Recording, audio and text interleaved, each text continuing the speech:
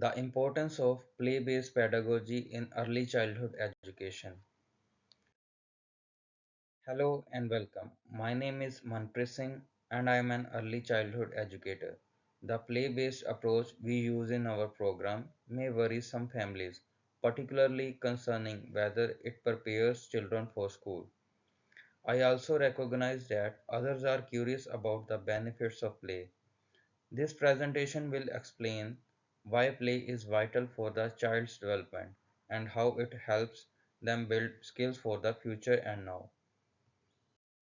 So, the next slide is the role of play in children's learning and development. Play provides children with opportunities to explore, experiment, and engage in active learning. For example, building with blocks may improve spatial awareness, fine motor abilities, and problem solving. Working together and talking to peers helps kids develop social skills. Children learn about the world via play based learning, which boosts well being, resilience, and self confidence. Through purposeful play, children may build academic and personal success, which develops lifelong learning skills. The next one is theoretical sports for play based pedagogy. Play based education benefits several aspects of development. Peggers proposed that children learn by their hands, which develops their cognitive ability. On the other hand, Vygotski's social-culture theory of children development suggests that play and social interaction with classmates and teachers boosts cognitive and emotional development.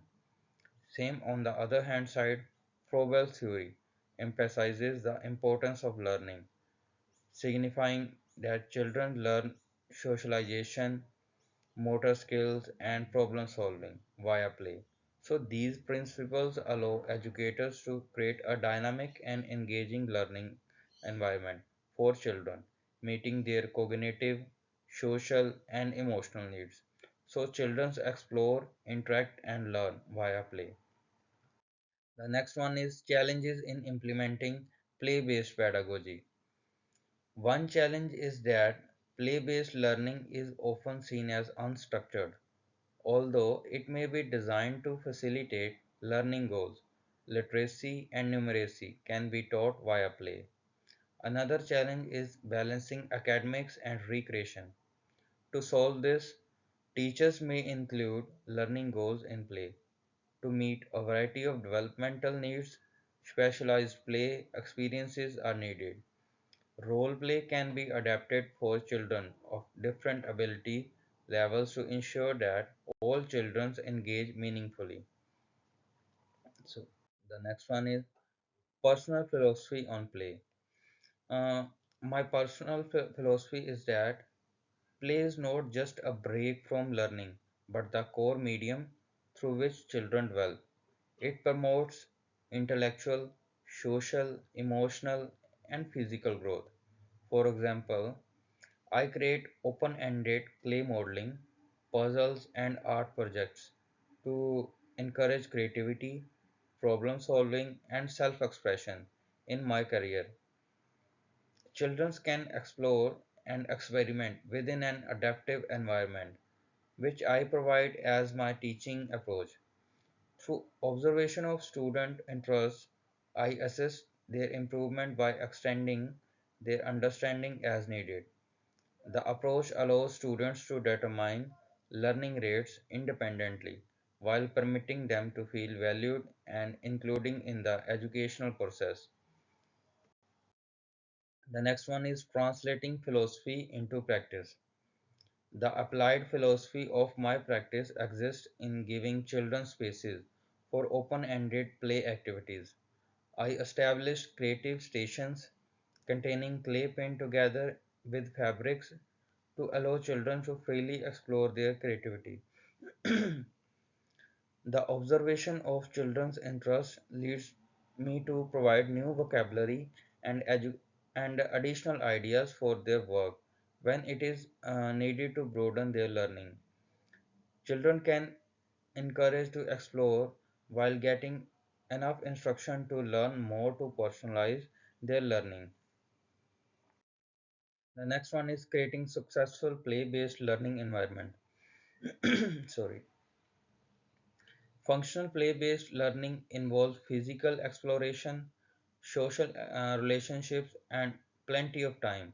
A dynamic physical learning environment needs blocks, painting tools, and sensory objects to encourage exploration. Open spaces for physical exercise and quiet places allow children to explore. When parents and children get along, children feel safe at home. Education experts organize collaborative child play activities and educate youngsters in conflict resolution while showing empathy. So each temporal section should offer time for children to play alone, in groups or quietly. Children should have planned and autonomous playtime when scheduling flexibility as it supports their learning choices. The next one is summary and farewell. So, play based pedagogy promotes intellectual, social, emotional, and physical development in children. Development theory frameworks like Paget's constructivism, Vygotsky social culture theory, and Froebel's play theory provides learning supporting educational context. Children develop creative thinking, problem solving, and collaboration via play, preparing them for school. So these all are the references that we use to make our presentation. And, and thank you for all your time and attention. I look forward to helping the child's education. Thank you very much.